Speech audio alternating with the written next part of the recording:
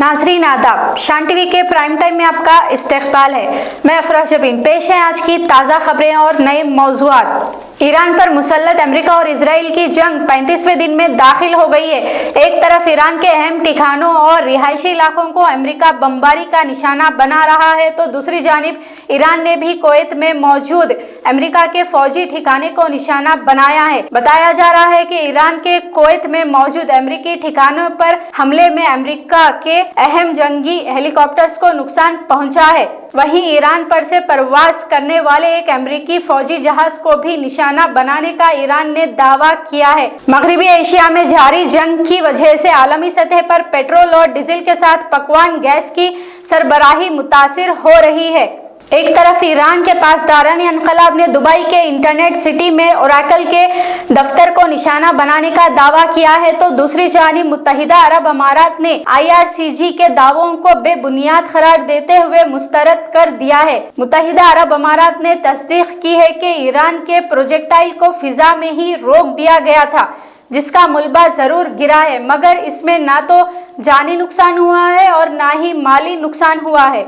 हुकूमत हिंद ने ईरान तेल के बहरी जहाज के पैसे की अदायगी को लेकर चीन मुंतकिली की खबर को मुस्तरद कर दिया है।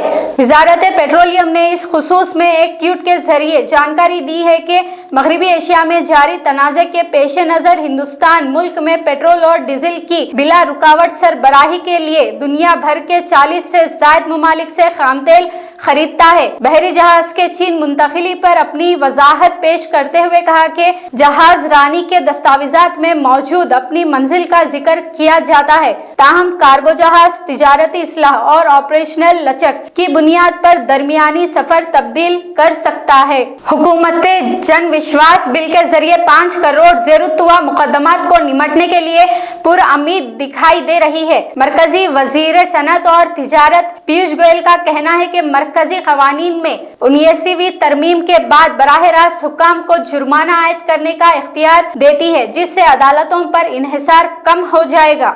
महाराष्ट्र के नासिक में एक दिल दहला देने वाला सड़क हादसा पेश आया, जिसमें एक कार में सवार 9 लोग मारे गए हैं।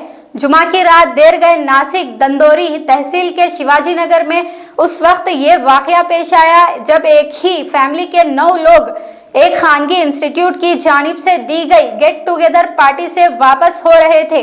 रात तारीख होने और सड़क पर अंधेरा होने की वजह से सड़क के किनारे मौजूद बड़ा कुआं ड्राइवर को दिखाई नहीं दिया। बताया जा रहा है रात देर गए तक कुएं से नाशों और गाड़ी को निकालने का काम किया गया। चीफ मिनिस्टर देवेंद्र फडणवीस ने मरने वालों के लिए फीकस 5 लाख रुपए एक्स ग्रेशिया का ऐलान किया है। तेलंगाना में SIR को मुलतवी कर दिया गया है। चीफ इलेक्शन ऑफिसर तेलंगाना के मुताबिक रियासत में मई के महीने में SIR मुतवक्को है। SIR में ताखिर की वजह हैदराबाद और मलकाजगिरी इलाकों में मैपिंग में ताखिर बताई गई है। इसके अलावा CEO तेलंगाना C सुदर्शन रेड्डी ने बताया कि मगरबी बंगाल, केरला, तमिलनाडु और पुडुचेरी में इंतखाबात की वजह से इलेक्शन अमले की कमी है।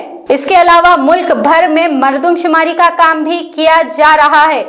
अप्रैल 25 को तेलंगाना जागृति की सदर के कविता अपनी नई सियासी पार्टी शुरू करने जा रही है। हालांकि अब तक कविता की नई पार्टी के नाम का ऐलान नहीं हुआ। अप्रैल 25 को तेलंगाना जागृति की सदर के कविता अपनी नई सियासी पार्टी शुरू करने जा रही है। हालांकि अब तक कविता की नई पार्टी के नाम का ऐलान नहीं हुआ है और ना ही कविता ने अपनी नई पार्टी के नाम के मुतालिक कोई जानकारी दी है, मगर कयास आराइयां लगाई जा रही है कि क्या कविता पुराना नाम नए एजेंडा के साथ तेलंगाना राष्ट्रीय समिति यानी TRS के नाम से पार्टी शुरू करेंगी।